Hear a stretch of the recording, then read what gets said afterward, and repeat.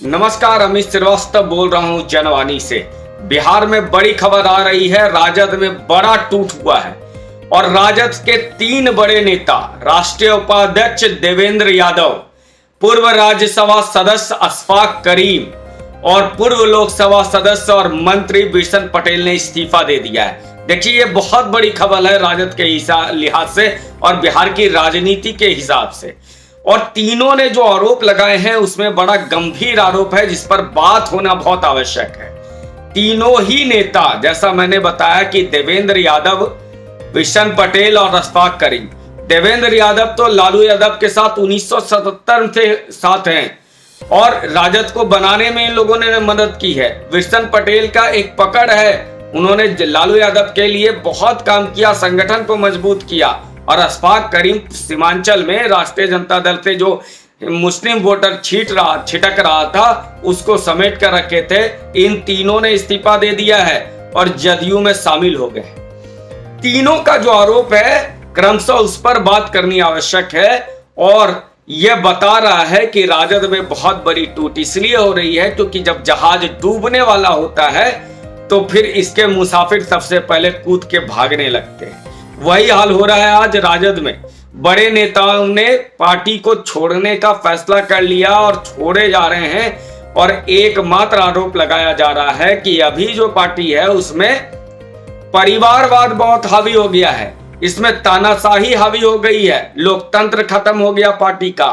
और यहां तक कि यह भी बता दिया गया कि पुराने कार्यकर्ताओं को लालू यादव, तेजस्वी यादव, लालू परिवार देख ही नहीं रहा है, वो केवल और केवल अपना परिवार देख रहा है। सबसे पहले हम बात करते हैं राष्ट्रीय उपाध्यक्ष देवेंद्र यादव की। मधुबनी का क्षेत्र में, मिथिलांचल में इनकी बहुत पकड़ है और बरसों से राजनेता रहे हैं, 77 से लालू जी के साथ रहे हैं।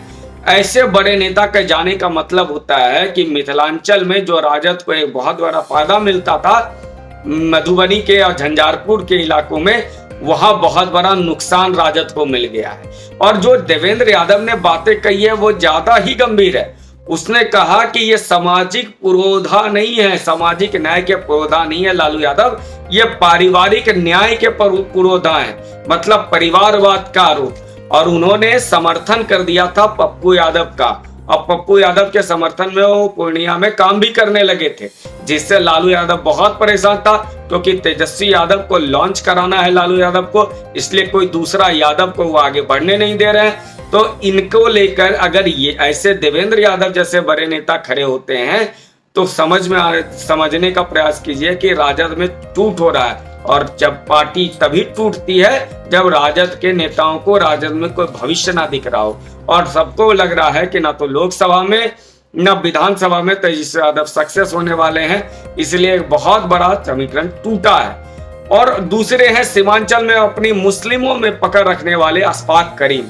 राजद ने इनको राज्यसभा का सदस्य भेजा था। सीमांचल में याद कीजिए 2020 का विधानसभा के चुनाव में ओवैसी आए थे और 5 सीटें जीत ले गए थे।